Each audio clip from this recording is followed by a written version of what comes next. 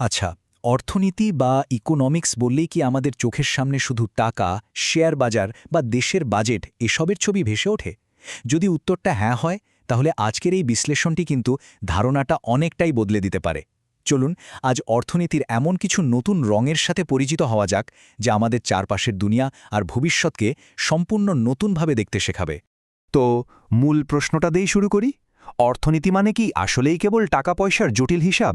Bank, share বাজার এর বাইরে কি অর্থনীতির আর কোনো বড় জগৎ থাকতে পারে না? এই প্রশ্নটা মাথায় রেখেই আমরা সামনে এগোব। আমরা ধাপে ধাপে এগোব। প্রথমে কথা বলবো প্রকৃতিকে ঘিরে গড়ে ওঠা অর্থনীতি নিয়ে, তারপর মানুষের প্রয়োজনকে কেন্দ্র করে যে অর্থনীতিগুলো আছে সেগুলো দেখব, আর সবশেষে জানব বিভিন্ন অর্থনৈতিক ব্যবস্থার রং সম্পর্কে। তো চলুন শুরু করা যাক। প্রথম পর্বে আমরা এমন কিছু অর্থনীতির কথা জানব যেগুলোর মূল ভিত্তি হল আমাদের এই পৃথিবী, মানে প্রকৃতি আর এর অফুরন্ত সম্পদ। তালিকার প্রথমেই আছে নীল অর্থনীতি বা ব্লু ইকোনমি।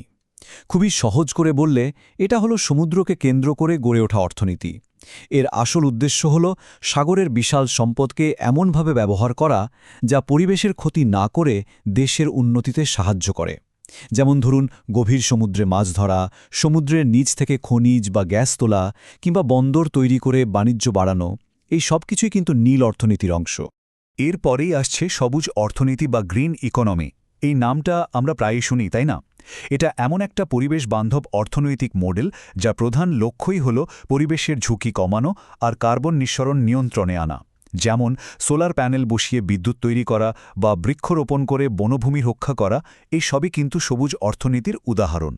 সবুজ অর্থনীতির ঠিক উল্টো ধারণাটাই হল বাদামি অর্থনীতি বা ব্রাউন ইকোনমি। এই অর্থনীতি চলে মূলত জীবাশ্ম জ্বালানির উপর নির্ভর করে, মানে কয়লা, তেল আর গ্যাসের ব্যাপক ব্যবহার। আর এর ফলাফল মারাত্মক পরিবেশ দূষণ। এখন কিন্তু বিশ্বের প্রায় সব দেশই এই বাদামি অর্থনীতির ফাঁদ থেকে বেরিয়ে আসার চেষ্টা করছে। দেখুন, এই দুটোকে পাশাপাশি রাখলে ব্যাপারটা একদম পরিষ্কার হয়ে যায়। একদিকে সবুজ অর্থনীতি হল টেকসই আর পরিবেশের বন্ধু, আর অন্যদিকে বাদামি অর্থনীতি পুরোপুরি জীবাশ্ম জ্বালানি নির্ভর, যা পরিবেশের জন্য অনেক ক্ষতিকর। পার্থক্যটা কিন্তু দিনা রাতের মতোই পরিষ্কার। এবার আসি হলুদ অর্থনীতির কথায়।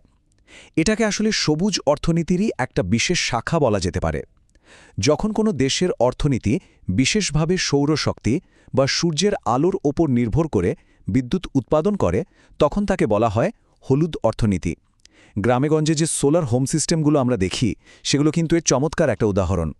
প্রকৃতিকেন্দ্রিক অর্থনীতির মধ্যে অন্যতম আধুনিক আর গুরুত্বপূর্ণ একটা ধারণা হল এই বৃত্তাকার অর্থনীতি বা সার্কুলার ইকোনমি। এর মূল আইডিয়াটা দারুণ। কোনো কিছুই ফেলনা নয়, মানে এমন একটা সিস্টেম তৈরি করা যেখানে বর্জ্য বা ওয়েস্টেজ বলে কিছু থাকবে না। সব বর্জ্যই আবার নতুন কোনো সম্পদে পরিণত হবে। দেখুন, পুরো প্রক্রিয়াটা একটা বৃত্তের মতো ঘোরে। প্রথমে কোনো জিনিস তৈরি হলো, তারপর সেটা ব্যবহার করা হলো, আর ব্যবহারের পর ফেলে না দিয়ে সেটাকে রিসাইকেল করা হলো।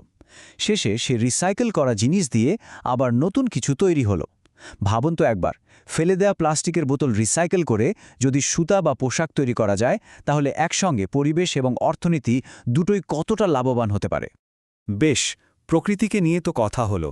এবার আমরা এমন কিছু অর্থনীতির দিকে নজর দেব যেগুলোর মূল কেন্দ্রে রয়েছে মানুষ, মানুষের সৃজনশীলতা, তার সেবা আর তার জীবনের নানা প্রয়োজন।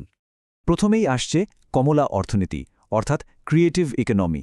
যখন মানুষের মেধা, শিল্প আর সংস্কৃতিকে একটা ব্যবসায়িক রূপ দেওয়া হয়, তখন তাকেই বলে কমলা অর্থনীতি। যেমন ধরুন, cinema, music, video game, fashion design, এই সব কিছুই এর অংশ। এই ডিজিটাল যুগে এর গুরুত্ব কিন্তু বেড়েই চলেছে, কারণ এখানে মূল সম্পদ হল মানুষের সৃজনশীলতা বা ইন্টেলেকচুয়াল প্রপার্টি। এরপর রয়েছে সিলভার ইকোনমি, যা তৈরি হয়েছে মূলত প্রবীণ বা বয়স্ক জনগোষ্ঠীকে কেন্দ্র করে। যেহেতু বিশ্বজুড়ে মানুষের গড় আয়ু বাড়ছে, তাই এই বাজারটাও কিন্তু দিন দিন বড় হচ্ছে।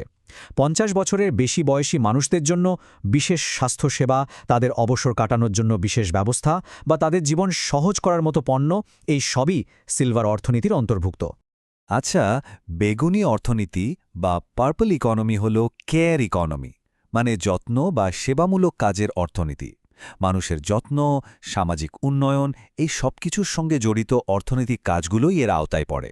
আর এর সবচেয়ে গুরুত্বপূর্ণ দিকটা হলো এই মডেলে ঘরের কাজ, যা সাধারণত নারীরা পারিশ্রমিক ছাড়াই করে থাকেন, সেটাকেও অর্থনৈতিক কর্মকাণ্ড হিসেবে স্বীকৃতি দেয়া হয়। আর সাদা অর্থনীতি তো নাম শুনেই বোঝা যাচ্ছে, এটা হলো আমাদের স্বাস্থ্য খাতের অর্থনীতি। হাসপাতাল, ক্লিনিক, ওষুধের ব্যবসা, ডায়াগনস্টিক সেন্টার, এমনকি আজকের দিনের টেলিমেডিসিন সেবা পর্যন্ত চিকিৎসা আর জনস্বাস্থ্য বিষয়ক সব ব্যবসায়ী এর অংশ। বিশেষ করে কোভিড মহামারীর পর আমরা সবাই এর গুরুত্ব নতুন করে বুঝতে পেরেছি। তাহলে এক নজরে যদি দেখি, কমলা অর্থনীতি মানুষের সৃজনশীলতার জন্য, সিলভার অর্থনীতি প্রবীণদের প্রয়োজনের জন্য, বেগুনি মানুষের যত্নের জন্য, আর সাদা অর্থনীতি হল সবার স্বাস্থ্যসেবার জন্য। প্রত্যেকটা রঙই কিন্তু মানুষের জীবনের এক একটা গুরুত্বপূর্ণ অধ্যায়কে তুলে ধরছে। সবশেষে আমরা এমন কিছু রঙের কথা বলবো যেগুলো কোনো একটা নির্দিষ্ট সেক্টরকে বোঝায় না, বরং পুরো অর্থনৈতিক সিস্টেম বা ব্যবস্থাকেই সংজ্ঞায়িত করে। যেমন কালো অর্থনীতি বা ব্ল্যাক ইকোনমি, একে শ্যাডো ইকোনমিও বলা হয়। মানে এমন সব অর্থনৈতিক লেনদেন যার কোনো সরকারি হিসাব নেই, যা অবৈধ এবং লুকিয়ে করা হয়। কর ফাঁকি দেওয়া, চোরাচালান বা ঘুষের লেনদেন, এই সবই কালো অর্থনীতির অংশ। আর এটা যে কোনো দেশের মূল অর্থনীতির জন্য একটা বিরাট বড় চ্যালেঞ্জ। লাল অর্থনীতি বলতে মূলত সমাজতান্ত্রিক বা রাষ্ট্রীয় নিয়ন্ত্রণের অর্থনীতি বোঝানো হয়। এই সিস্টেমে দেশের উৎপাদন থেকে শুরু করে বণ্টন পর্যন্ত সবকিছুর ওপর সরকারের কড়া নিয়ন্ত্রণ থাকে।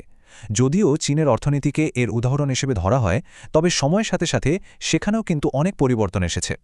এরপর আসছে সোনালী অর্থনীতি। এর দুটো অর্থ হতে পারে।